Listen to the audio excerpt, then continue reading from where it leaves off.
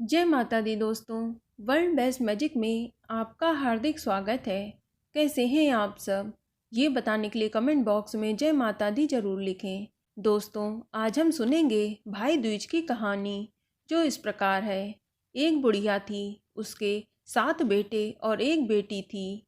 बेटी की शादी हो चुकी थी।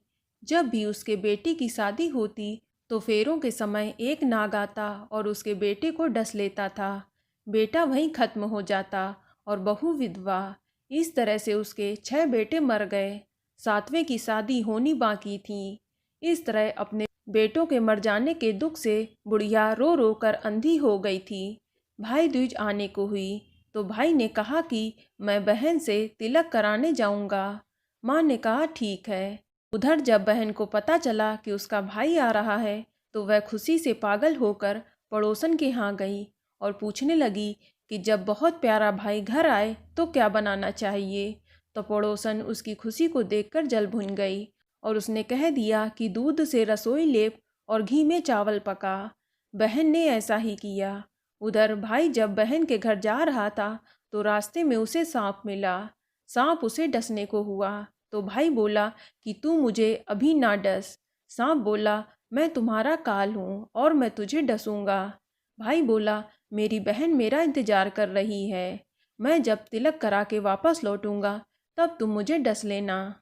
सांप ने कहा, भला आज तक कोई अपनी मौत के लिए लौट के आया है जो तू आएगा? भाई ने कहा, अगर तुझे यकीन नहीं है तो तू मेरे झोले में बैठ जा। जब मैं अपनी बहन से तिलक करा लूँगा तब तू मुझे डस लेना। सांप ने ऐसा ही किया। भाई बहन के घर पहुंच गया। दोनों बड़े ही खुश हुए। भाई बोला, बहन जल्दी से खाना बना दे, बड़ी भूख लगी है। बहन क्या करे, ना तो दूध की रसोई सूखे और ना ही घी में चावल पके। भाई ने पूछा, बहन इतनी देर से तू क्या कर रही है? तू क्या पका रही है? तब बहन ने बताया कि ऐसे ऐसे मैंने किया है। तब भाई बोला, पगली, कहीं घी में चावल पकते हैं या दूध से कोई रसोई लीपता है? गोबर से रसोई लीप और दूध में चावल पका। बहन ने ऐसा ही किया। खाना खा के भाई को बहुत जोर से नींद आने लगी। इतने में बहन के बच्चे आ गए और बोले, मामा हमारे लिए क्या लाए हो? भाई बोला, मैं तो कुछ नहीं लाया। बच्चों ने वह झोला ले लिया जिसमें सांप था। जैसे ही उसे खोला तो उसमें से हीरे का हार निकला। बहन ने कहा, भैया तूने बताया नहीं कि तू मेरे लिए इतना सुंदर हार लाया है। भाई बोला, बहना तुझे पसंद है तो तू ही रख ले, मुझे हार का क्या करना है। अगले दिन भाई बोला, अब मुझे जाना है, मेरे लिए खाना रख दे। बहन ने उसके लिए लड्डू बनाकर एक डब्बे में रख दिए। भाई कुछ दूर जाकर थक कर एक पेड़ के नीचे सो गया। उधर बहन के जब बच्चों को भूख लगी तो माँ से कहा कि खाना दे दो। माँ ने कहा, खाना अभी बनने में देर है। तो बच्चे बोले कि मामा को जो रखा है वही दे दो।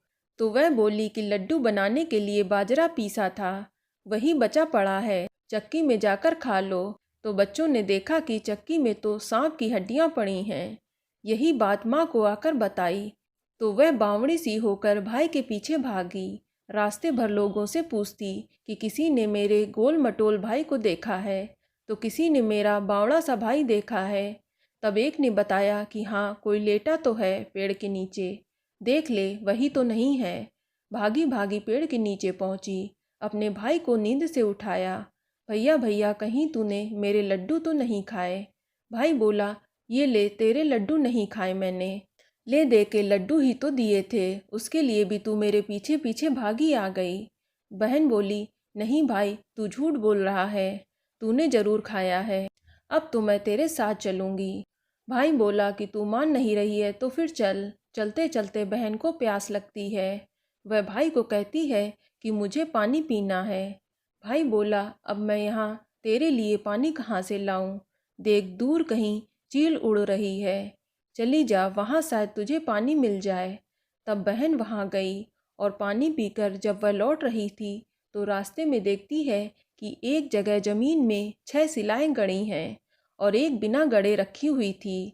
उसने एक बुढ़िया से पूछा कि ये शिलाएं कैसी हैं?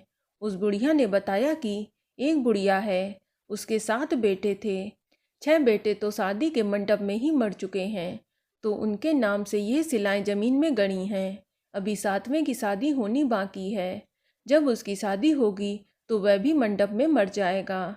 तब यह 7वीं शिला भी ज़मीन में गड़ जाएगी। यह सुनकर बहन समझ गई कि ये शिलाएं किसी और की नहीं बल्कि उसके ही भाइयों के नाम की हैं। उसने उस बुढ़िया से अपने 7वें भाई को बचाने का उपाय पूछा। बुढ़िया ने उसे बतला दिया कि वह अपने 7वें भाई को कैसे बचा सकती है। सब जानकर वह वहां से अपने बाल खुले करके पागलों की तरह अपने भाई को गालियां देती हुई चली। भाई के पास आकर बोलने लगी, तू तो जलेगा, कुटेगा, मरेगा। भाई उसके ऐसे व्यवहार को देखकर चौंक गया, पर उसे कुछ समझ नहीं आया। इसी तरह दोनों भाई बहन माँ के घर पहुंच गए। थोड़े समय के बाद भाई के लिए सगाई आने लगी। उसकी शादी तय हो गई। जब भाई को सेहरा पहनाने लगे तो वह बोली, इसको क्यों सेहरा बांधेगा? सेहरा तो मैं पहनूंगी। ये तो जलेगा, मरेगा और कुटेगा। सब लोगों ने परेशान होकर बहन को सेहरा दे दिया। बहन ने देखा उसकी कलगी की जगह सांप का बच्चा था। बहन ने उसे निकालकर फेंक दिया। जब वह भाई घोड़ी पर चढ़ने लगा तो बहन बोली कि तू घोड़ी क्यों चढ़ेगा? घोड़ी पर तो मैं बैठूंगी। ये तो जलेगा, मरेगा। इसकी लाश तो चील कौवे खाएंगे। सब लोग बहुत परेशान। सबने उसे घोड़ी पर भी चढ़ा दिया। अब जब बारात चलने को हुई तब बहन बोली, ये क्यों दरवाजे से निकलेगा? ये तो पीछे के रास्ते से जाएगा। दरवाजे से तो मैं निकलूंगी। जब वह दरवाजे के नीचे जा रही थी तो दरवाजा अचानक गिरने लगा। बहन ने एक ईंट उठाकर अपनी चुनरी में रख ली। दरवाजा वहीं पर रुक गया। सब लोगों को बड़ा अचंभा हुआ। रास्ते में एक जगह बारात रुकी तो भाई को पीपल के पेड़ के नीचे खड़ा कर दिया। बहन कहने लगी, ये क्यों छाँव में खड़ा होगा? ये तो धूप में खड़ा होगा। छाँव में तो मैं खड़ी होंगी।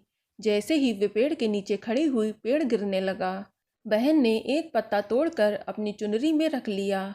पेड़ वहीं रुक गया।